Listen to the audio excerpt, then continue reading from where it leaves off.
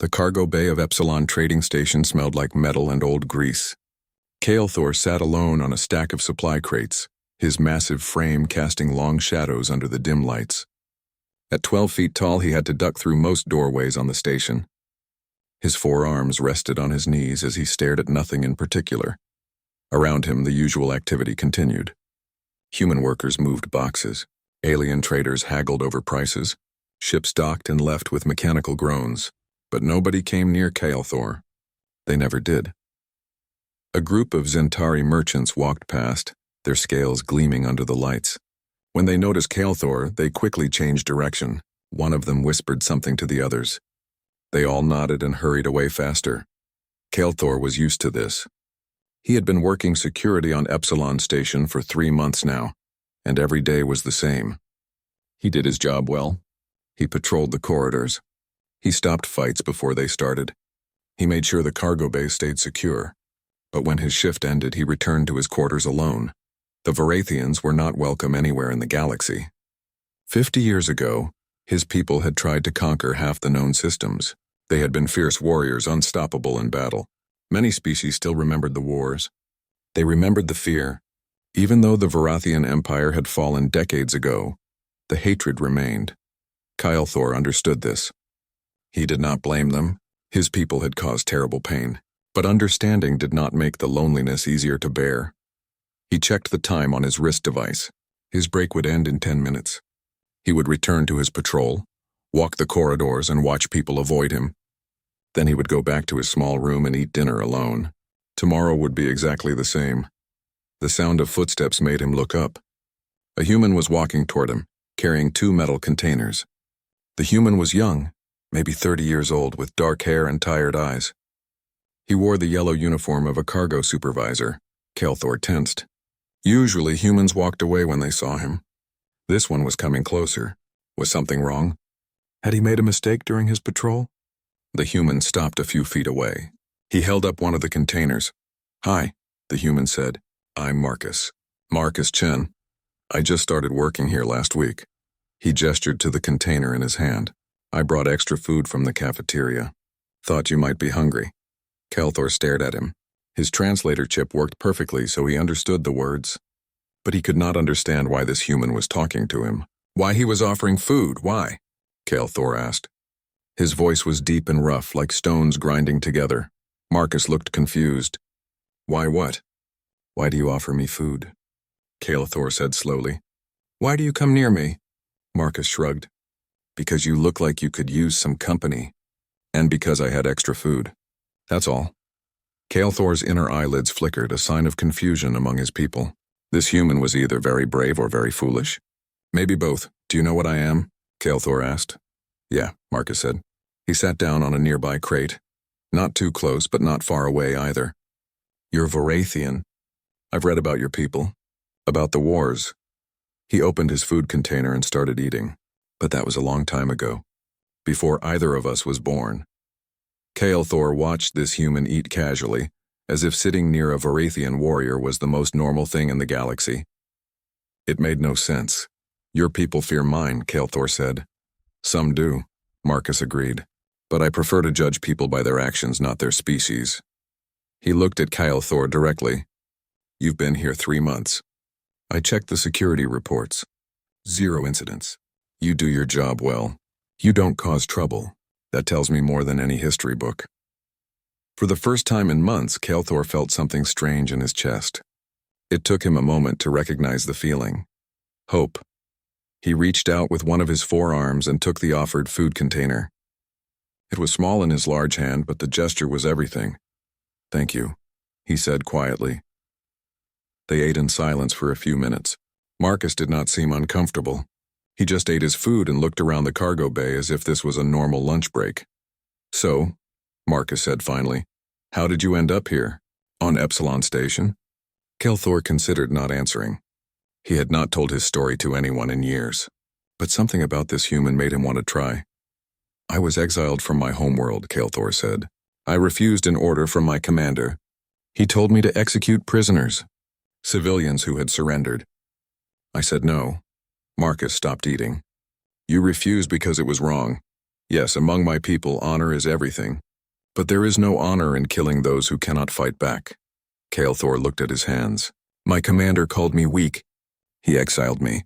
Now I work small jobs on forgotten stations. It is all I can do. That took courage, Marcus said quietly. Standing up for what's right when everyone else tells you you're wrong. That's harder than any battle. Kael'thor looked at this small human who saw him not as a monster, but as a person who had made a difficult choice. Something warm grew in his chest. Something he had not felt since leaving his homeworld. Not hope this time, but something better. Connection. Across the cargo bay, other workers had noticed Marcus sitting with Kael'thor. They whispered to each other and pointed. Some looked angry. Others looked scared. But Marcus did not seem to care. A Tyrellian supervisor approached them, her 6 legs clicking on the metal floor. She stopped a safe distance away. Chen, she said, her voice sharp. I need to speak with you now. Marcus stood up slowly. Sure, boss, just finishing my break. Your break ended 5 minutes ago, the supervisor said. She glanced at Kael'thor nervously. And I specifically warned you about fraternizing with security personnel. You said don't distract them from their duties. Marcus replied calmly. Kael'thor's on his break, same as I was. We were just having lunch. The supervisor's mandibles clicked together in frustration. She clearly wanted to say more, but could not find a good reason to forbid 2 employees from eating lunch together during their breaks. Just get back to work, she said finally, and scurried away. Marcus turned back to Kael'thor and smiled. Looks like I'm popular already. He picked up his empty container. Same time tomorrow? I usually take my break around now. Kael'thor did not know what to say. Nobody had ever wanted to see him again. Nobody had ever suggested meeting a second time. Yes, he said finally. Tomorrow, Marcus grinned. Great. Maybe you can tell me more about Varathian culture. I'm curious about your people. The real story, not the propaganda. He walked away, leaving Kael'thor alone with his thoughts. But this time the loneliness felt different. Lighter somehow. Kael'thor looked down at the empty food container in his hand. Such a small thing. Such a simple gesture. But in that moment it meant everything. For the first time in 3 months, Kael'thor found himself looking forward to tomorrow. One human had taken a risk. One human had chosen to see past fear and hatred. One human had offered friendship when the entire galaxy offered nothing but empty stares and whispered warnings.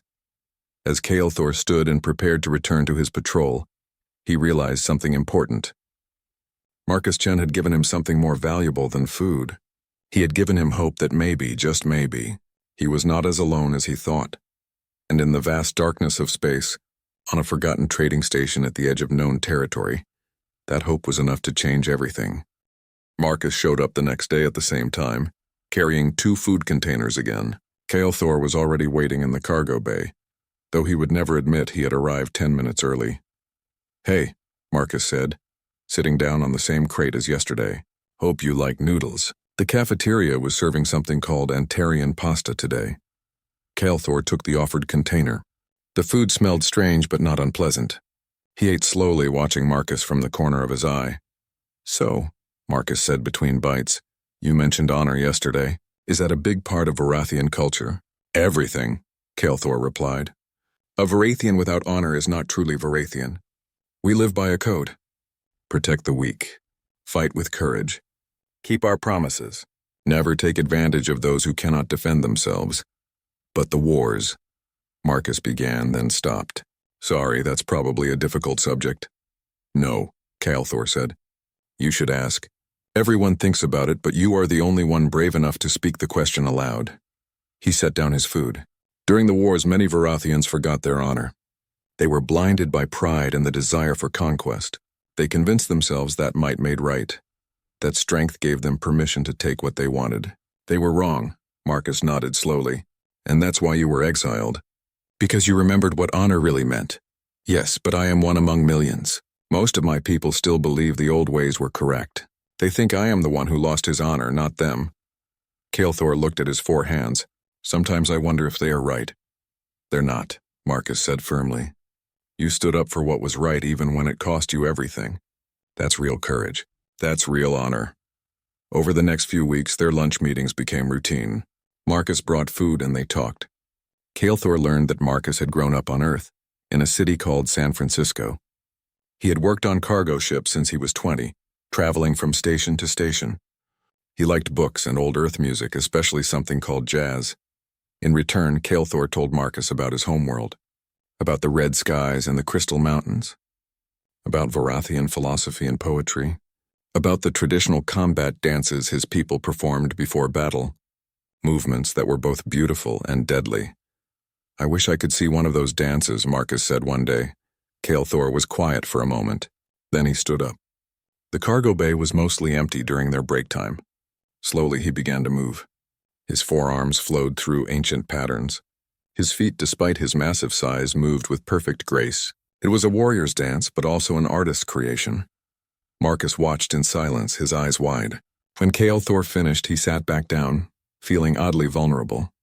"That was incredible," Marcus said quietly. "Thank you for sharing that with me." But not everyone on the station was happy about their friendship. Other workers watched them with suspicious eyes. The whispers grew louder. Marcus's supervisor called him into her office. "Chen, we need to talk about your behavior," she said, her mandibles clicking nervously. "My behavior?" Marcus asked, though he knew exactly what she meant. "Your fraternization with the Varathian. It makes the other workers uncomfortable. Some have complained."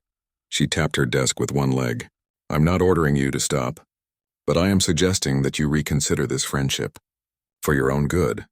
With respect, boss, Kael'thor is a good person. He does his job well. He's never caused any problems. The only issue is that people judge him based on his species instead of his actions." The supervisor sighed. Her antennae drooped. "Marcus, I understand your perspective. I even admire it. But you're new here. You don't understand the history. The Varathians killed billions during the wars. Billions. Many people on this station lost family members. You're asking them to forget." "I'm not asking anyone to forget," Marcus said. "I'm just asking them to see Kael'thor as an individual, not as a representative of his entire species. He wasn't even alive during the wars, that may be true, but his presence reminds them of their pain." She looked at him with all 6 of her eyes. "Be careful, Marcus. This friendship could cost you more than you realize." Marcus left the office feeling angry, not at his supervisor, who genuinely seemed concerned for him, but at the unfairness of it all. Kael'thor was being punished for crimes he did not commit, for a war he did not fight. He found Kael'thor in their usual spot, but the Varathian looked troubled. "You should stop coming here," Kael'thor said without greeting. "What? Why, I hear the whispers. I see the looks people give you now. They judge you for spending time with me. This friendship is damaging your reputation. It might cost you your position." Marcus sat down firmly on his usual crate. "Let me worry about my reputation. You're my friend, Kael'thor. I don't abandon my friends just because it's inconvenient." "Friend?" Kael'thor repeated the word slowly, as if testing its weight. "I have not had a friend in many years. I had forgotten what it felt like." "Well, you have one now," Marcus said, "and I'm not going anywhere." One day, Marcus brought something different instead of food. A small portable screen. "I want to show you something," he said, activating the device. "This is chess. It's an old Earth game, strategy and tactics. I thought you might like it." Kael'thor learned quickly. His warrior's mind understood strategy naturally. Within days, their matches were competitive. They played during every break, barely speaking, focused entirely on the game. Other workers noticed. A few stopped to watch from a distance, fascinated despite themselves. One young Delphian engineer even asked if she could play the winner. Marcus happily agreed, and soon there was an informal chess tournament in the cargo bay. People were still wary of Kael'thor, but the chess games created a neutral space. They could watch him play without directly interacting. They could see him think and plan and even laugh when Marcus made a clever move. Slowly, almost imperceptibly, he became less of a monster and more of a person in their eyes. One evening, after a particularly intense game, Kael'thor did something unexpected. With all 4 arms, he performed a traditional Varathian gesture, touching his chest, then his forehead, then extending his hands toward Marcus. "What does that mean?" Marcus asked. "It is how we honor someone who has shown us great kindness. It means my heart recognizes your heart. My mind honors your mind. My strength is your strength." Kael'thor paused. "In my language, my full name is Kelthorek Shemnai. Kael is my personal name. Thorek means shield. Shemnai means innocent or defenseless. Together it means Shield of the Innocent. You never told me your full name before, Marcus said. Among my people, to share one's full name is to show trust, to invite someone into your family circle. Kael'thor's voice was soft. You are the first person in 3 years I have trusted enough to share this. Marcus felt the weight of this gift. He stood, and though he was less than half Kael'thor's height, he tried to copy the gesture. His movements were clumsy, but Kael'thor's eyes brightened with appreciation. Thank you for trusting me, Marcus said. Shield of the Innocent. That's a good name. A name that fits you. That night, as Marcus returned to his quarters, he passed a group of workers huddled together, whispering. When they saw him, they fell silent. But one of them, an older human woman, stopped him. Chen, she said quietly, be careful. There are people on this station who don't like what you're doing. They think you're betraying your own kind. There's talk of teaching you a lesson. Thanks for the warning, Marcus said. But I'm not going to stop being friends with Kael'thor just because some people disapprove. She shook her head sadly. I figured you'd say that. Just watch your back. Marcus returned to his quarters feeling uneasy. The warning was clear. His friendship with Kael'thor had made him enemies. But as he lay in bed that night, he thought about the Varathian warrior who had chosen honor over acceptance, who had been alone for 3 years, who had finally found one person willing to see him as he truly was. Whatever the cost, Marcus decided it was worth it. Some bridges were meant to be crossed, no matter how many people warned you away. Some friendships were worth fighting for, and Kael'thor, Shield of the Innocent, was worth every risk. The alarm woke Marcus at 3 in the morning. Not his personal alarm, but the station-wide emergency signal. Red lights flashed in his quarters as the automated voice repeated the same message over and over. All personnel report to emergency stations. This is not a drill. Unidentified ships approaching. All personnel report to emergency stations. Marcus pulled on his clothes and ran to the cargo bay.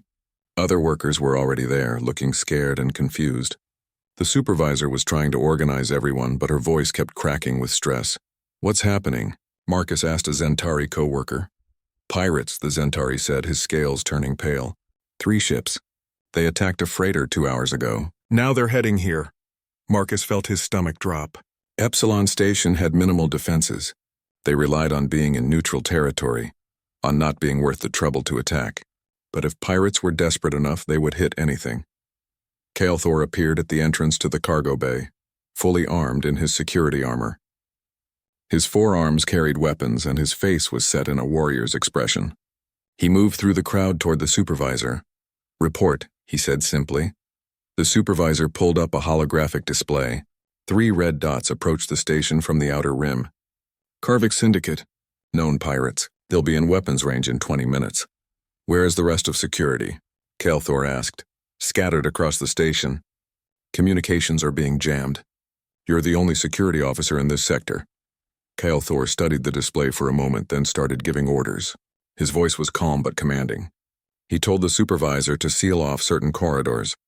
He organized the workers into groups and assigned them safe positions. He moved with confidence, with authority, and despite their fear of him, people listened.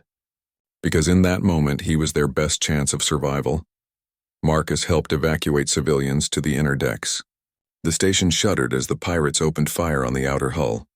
Distant explosions echoed through the corridors. Then the hull breach alarm started screaming. The pirates had docked. They were boarding the station. Kael'thor positioned himself at the main corridor leading to the cargo bay. Through the security cameras, Marcus watched as the first pirates appeared. They were Karviks, insectoid creatures with mandibles and multiple legs, armed and aggressive. What happened next, Marcus would never forget. Kael'thor moved like death itself. His forearms worked independently, each holding a weapon, each finding targets. He was fast, impossibly fast for someone his size. The traditional combat dances Marcus had seen became terrible and beautiful in actual battle. Every movement had purpose. Every strike was precise.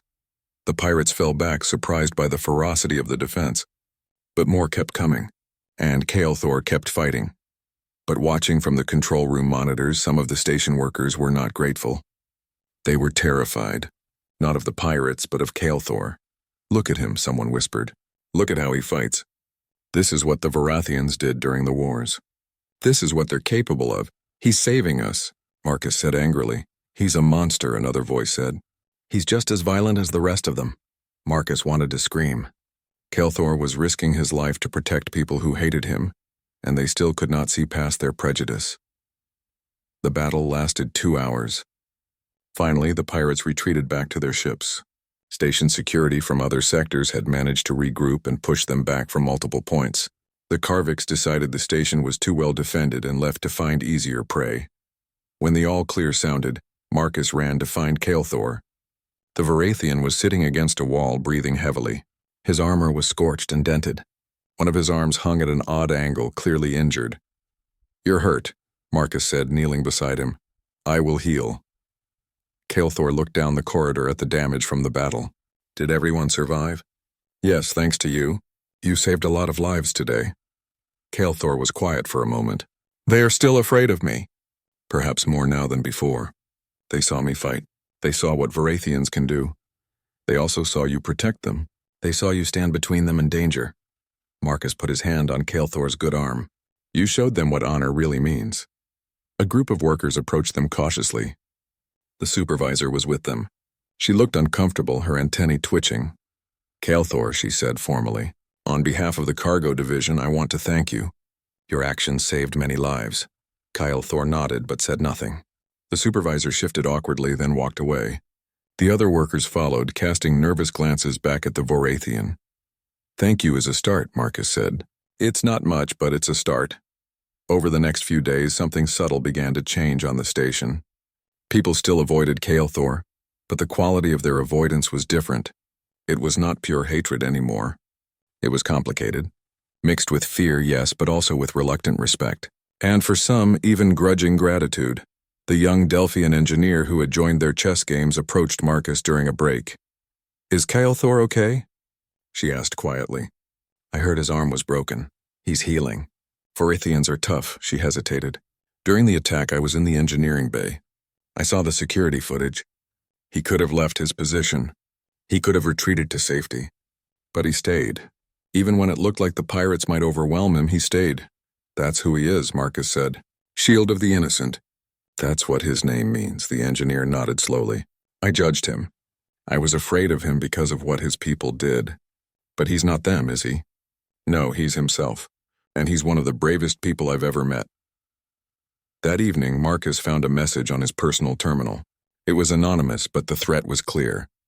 "You and your monster friend are not welcome here. We don't forget what the Varathians did. Distance yourself from him or face the consequences." Marcus deleted the message, but he felt a chill run down his spine.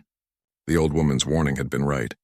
There were people on this station who saw his friendship with Kael'thor as a betrayal. People who would not be swayed by heroic actions or chess games or honor. He thought about showing the message to Kael'thor, but decided against it. The Varathian had enough to worry about, and Marcus was not about to abandon his friend over anonymous threats. The next day at their usual lunch meeting, Marcus noticed Kael'thor seemed troubled. "What's wrong?" Marcus asked. "During the battle, I saw the way people looked at me when I fought. Not grateful, not relieved, terrified." Kael'thor set down his food untouched. "I thought that if I proved myself, if I showed them I was different, they would accept me. But I only reminded them of what they fear most. My strength, my capacity for violence." "Some people saw that," Marcus admitted. "But not everyone.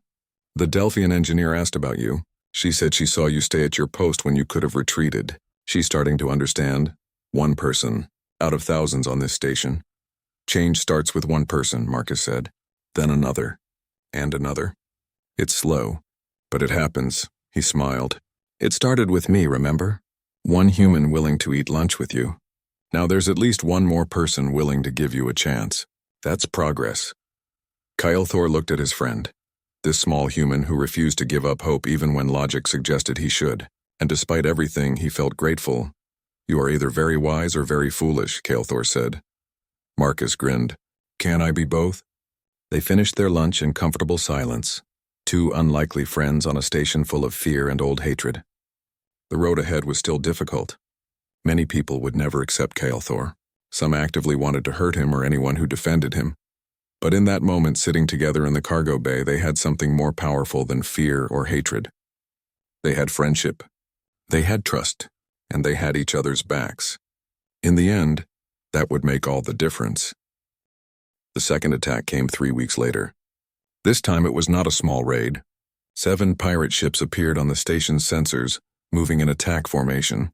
The Karvik Syndicate had returned with reinforcements. Station Command activated all emergency protocols. But everyone knew the truth. Epsilon Station could not withstand a sustained assault from 7 ships. They had survived the first attack through luck and the pirates' overconfidence. This time would be different. Marcus was helping evacuate civilians to the emergency shelters when he noticed something strange. A group of workers in the adjacent corridor were not evacuating. They were gathered around someone, arguing in hushed voices. He moved closer and recognized several of them. They were the ones who had sent him threatening messages. The ones who hated Kael'thor most openly. "This is our chance," one of them was saying.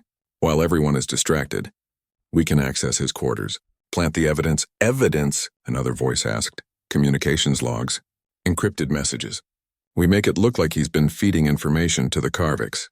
That he's the reason they came back. That he's a spy." Marcus felt cold horror wash over him. They were going to frame Kael'thor. Turn him from a defender into a traitor in everyone's eyes.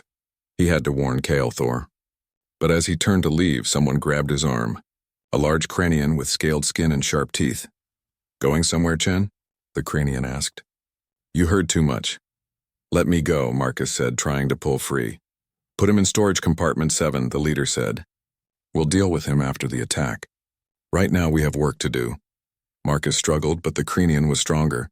They dragged him to a storage room and locked him inside. The room was small and dark, filled with maintenance equipment. The door was solid metal, impossible to break through. He pounded on the door, but his voice was lost in the chaos of the evacuation alarms. Nobody would hear him. Nobody would find him until it was too late. Outside, the battle had begun. The station shook as the pirate ships opened fire. This time they were not just raiding. They were trying to cripple the station's defenses to force a surrender. Kael'thor fought at the main docking bay, coordinating the defense with other security officers. But something was wrong. The pirates seemed to know exactly where the weak points were. They were attacking with precision, targeting critical systems. It was almost as if someone had given them inside information. Then Kael'thor's communicator received an urgent message from Station Security Command. His presence was required immediately. Someone had found evidence of treason in his quarters. Encrypted communications with known pirates. Kael'thor felt his heart sink. He knew what this meant. He was being framed. But who would believe him? A Varathian warrior accused of betrayal? Everyone would accept it without question. It confirmed everything they already believed about his people. He could run. Try to escape the station before they arrested him. But that would make him look guilty. And more importantly, the station was under attack. People needed him even if they hated him. Even if they believed he was a traitor. He had a duty to protect them. Kael'thor ignored the summons and continued fighting. His forearms moved in deadly harmony, his weapons finding targets with perfect accuracy. The pirates were pushing hard, but he held his position. Then he noticed something. Marcus had not shown up for the evacuation. In all the chaos and all the fear, Kael'thor realized his friend was missing. He grabbed another security officer. "Have you seen Marcus Chen, the human cargo supervisor?" The officer shook her head. "No, everyone was supposed to evacuate. Maybe he's already in the shelters." But Kael'thor knew Marcus. He would not hide in a shelter during an attack. He would be helping, coordinating, making sure everyone else was safe first.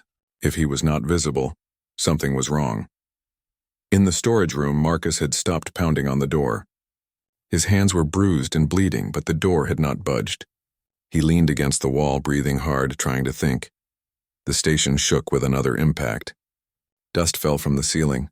If the station fell, he would die here, locked in this room. And worse, Kael'thor would be branded a traitor.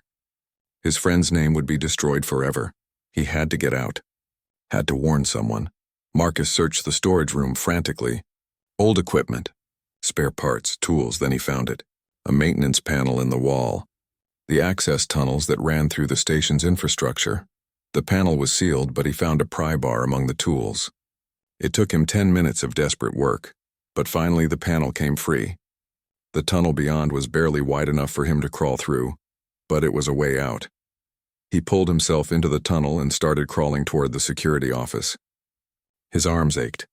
His knees scraped against the metal. But he kept moving. Meanwhile, Kael'thor had left his post. The other security officers shouted at him to come back, but he ignored them. He ran through the corridors, searching for Marcus. His friend. The only person on this entire station who had ever shown him kindness. The pirates broke through the defense line. They poured into the station, spreading chaos. But Kael'thor barely noticed. He checked every corridor, every room, calling Marcus's name, then he heard it. A faint sound from a maintenance tunnel. Scratching. Movement.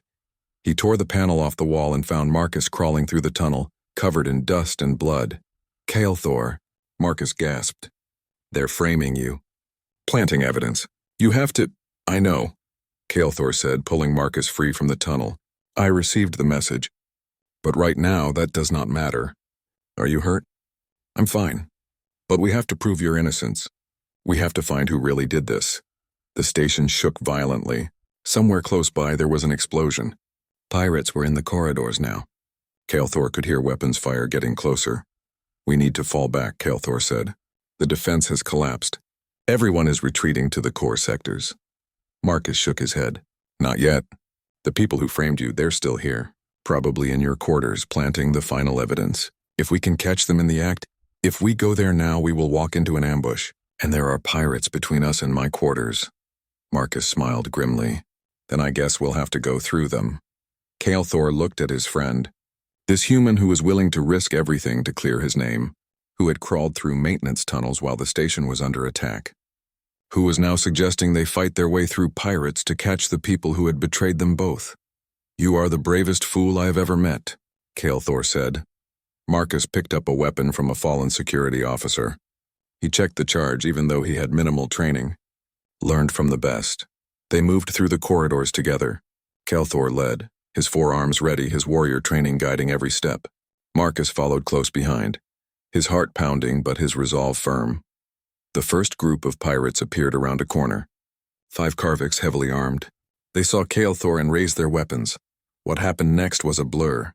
Kael'thor moved with deadly grace, his weapons striking with perfect precision. But there were too many. One of the pirates got past his guard, aiming at Marcus. Marcus fired his weapon. The shot was clumsy, unpracticed, but it hit the pirate's shoulder. The pirate stumbled, giving Kael'thor time to finish the fight. When it was over, both of them were breathing hard. Kael'thor looked at Marcus with something like pride. You saved my life, Kael'thor said. You've saved mine more than once. Marcus replied. We're even. They continued toward Kael'thor's quarters. More pirates appeared, but each time they fought together. Kael'thor with his skill and strength. Marcus with his determination and surprising courage. Finally, they reached Kael'thor's door. It was open. Inside, 3 figures were hunched over a computer terminal, uploading false data. Marcus activated his recording device and stepped into the room. I think station security will be very interested in seeing this, Marcus said. The conspirators spun around, shocked. The Cranian who had locked Marcus in the storage room reached for his weapon, but Kael'thor was faster. In seconds, all 3 were disarmed and on the floor. Marcus sent the recording to Station Command with a priority override. The evidence was clear. The framing was exposed, and somewhere in the chaos of the battle, the truth had finally emerged. But the fight was far from over, and neither Kael'thor nor Marcus knew if they would survive to see justice done. The recording Marcus sent changed everything. Within minutes, Station Command broadcast the evidence to all security personnel. The conspirators were arrested, even as the battle raged around them. More importantly, Kael'thor's name was cleared, but the pirates were still coming. The station's defense was collapsing. Kael'thor and Marcus ran toward the command center, fighting through groups of Karviks at every turn. Marcus took a hit to his side, a glancing blow that burned through his uniform and left a deep cut. He stumbled, but Kael'thor caught him with one arm while fighting off attackers with the other 3. I can walk, Marcus said through gritted teeth. No, you cannot, Kael'thor replied. He lifted Marcus onto his back and kept moving. The human weighed almost nothing to the Varathian warrior. Hold on. They reached the command center to find Station Command in chaos. The defense coordinator was shouting orders, but it was clear they were losing. The pirates had breached multiple sectors. It was only a matter of time before they reached the core. Kyle Thor set Marcus down in a chair and approached the command console. The coordinator, a Tyrellian admiral, looked up at him with a mix of suspicion and desperate hope. "I saw your message," the admiral said. "You're not a traitor.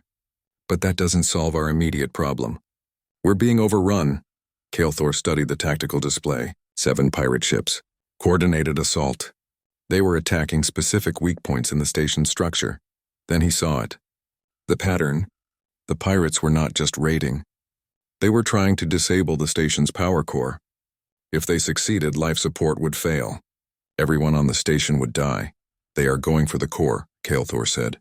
"They want to take the station intact, then ransom it back to the government.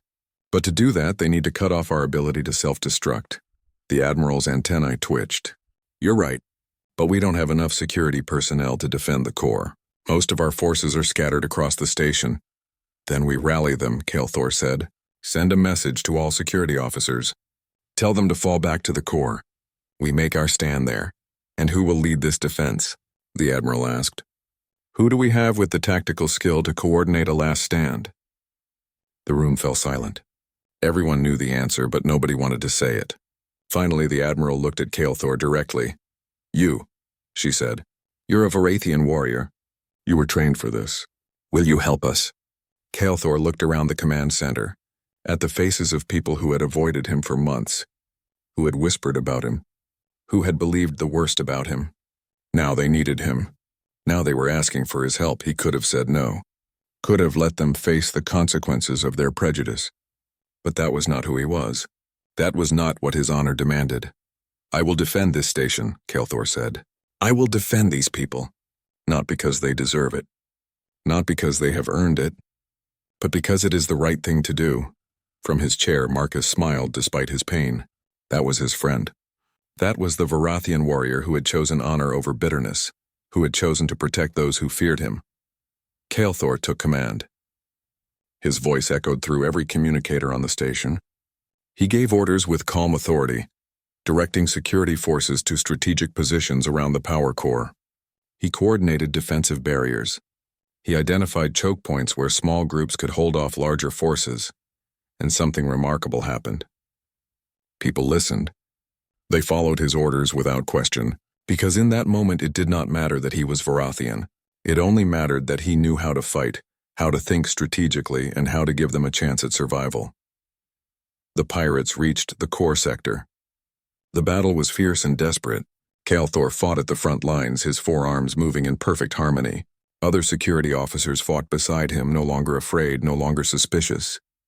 They had seen his honor. They had seen his courage. And now they trusted him. The young Delphian engineer who had asked about Kyle Thor appeared with a group of volunteers. They were not fighters, just civilians with tools and determination. They helped repair damaged barricades and sealed breach points. Marcus, despite his injury, coordinated evacuation routes and made sure medical supplies reached the defenders. He worked until he could barely stand, his side bleeding through makeshift bandages. The battle raged for hours, but slowly the tide began to turn. The defenders held their positions. The pirates could not break through, and when the station's distress signal finally reached a nearby military patrol, the Karviks decided to retreat rather than face reinforcements. When the all clear sounded, the command center erupted in cheers. They had survived. Against all odds, they had held the station. Kyle Thor found Marcus in the medical bay. The human was unconscious, finally giving in to exhaustion and blood loss. The medics assured Kyle Thor that his friend would recover, but he needed time to heal. Kyle Thor sat beside Marcus's bed and waited. It was all he could do. 3 days later, Marcus woke up. The first thing he saw was Kyle Thor, still sitting in the same chair, refusing to leave. "Hey," Marcus said weakly. "Did we win?" "We survived," Kyle Thor replied. "Thanks to you. You exposed the traitors. You warned me. You fought beside me." He reached out and gently touched Marcus's shoulder with one hand. "You risked your life for me." "That's what friends do," Marcus said simply. Over the next few weeks, as the station repaired and recovered, something changed. People approached Kyle Thor differently now, not with fear or suspicion, but with respect, some even with gratitude. The Tyrellian supervisor who had once warned Marcus about fraternizing came to visit him in the medical bay. I owe you an apology, she said. Both of you. I judged Kael'thor based on his species, not his character, and I tried to discourage your friendship because of my own prejudices. I was wrong, Marcus smiled. Better late than never. Station Command held a formal ceremony once Marcus had recovered. They awarded both Marcus and Kael'thor medals for heroism. But more importantly, they offered Kael'thor a permanent position as Chief of Security for Epsilon Station. The Admiral herself presented the offer. We need someone with your skills and honor to protect this station. Will you accept? Kael'thor looked out at the assembled crowd, workers from every species. People who had once avoided him. Now they were applauding. Now they were smiling. Not all of them, certainly. Some faces were still hard and cold, but enough had changed their minds. Enough had seen past their fear. I accept, Kael'thor said. That evening, Marcus and Kael'thor sat in their usual spot in the cargo bay. But this time, they were not alone. The Delphian engineer joined them, bringing her own food. A Zentari trader sat nearby, working on a datapad but clearly listening to their conversation. Even a few human workers gathered at a respectful distance, not quite ready to join but no longer avoiding. Look at that, Marcus said quietly. You have fans now. I have you to thank for that, Kael'thor said. You were the first. You took the risk when no one else would. You showed others that it was possible to look past species and see the individual. I just wanted someone to play chess with, Marcus said, grinning. Kael'thor's deep laugh rumbled through the cargo bay. It was a sound that had once frightened people. Now it made others smile. The Delphian engineer laughed too, and soon others joined in. News of what happened on Epsilon Station spread across the galaxy. The story of a Varathian warrior who defended those who hated him. The story of a human who refused to judge by species. The story of how one friendship changed an entire community. Other Varathians heard the story. Those who had been living in isolation, working menial jobs on forgotten stations, began to hope. If Kael'thor could find acceptance, perhaps they could too. Slowly, carefully, they began to emerge from the shadows. And on other stations, other humans began to ask themselves questions. If one person could make such a difference, what could they do? If Marcus Chen could bridge the gap between species divided by war and hatred, what bridges could they build? Months later, Marcus received a message from his sister back on Earth. She had read about what happened on Epsilon Station. She was proud of him, she said. But she was also confused. Why did you risk everything for someone everyone else was afraid of? She asked. Marcus thought about his answer for a long time. Finally, he replied with a simple truth. Because he was alone. Because everyone judged him for things he did not do. Because when I looked at him, I did not see a monster or a warrior or a member of a species that once caused terrible harm. I just saw someone who needed a friend, and that was enough. In the cargo bay of Epsilon Station, Kael'thor and Marcus sat together playing chess. Around them, the station bustled with activity. Ships came and went. Traders haggled. Workers moved cargo. But in this small corner, two friends simply enjoyed each other's company. The Delphian engineer had joined their regular lunch meetings. A few others had started coming too, drawn by curiosity at first, then staying because they enjoyed the conversation. Slowly, a community was forming. Different species, different backgrounds, but united by a simple idea that individuals mattered more than history. Check, Marcus said. Moving his bishop, Kael'thor studied the board, then moved his knight with one of his four hands. Checkmate, Marcus groaned. One of these days I'm going to beat you,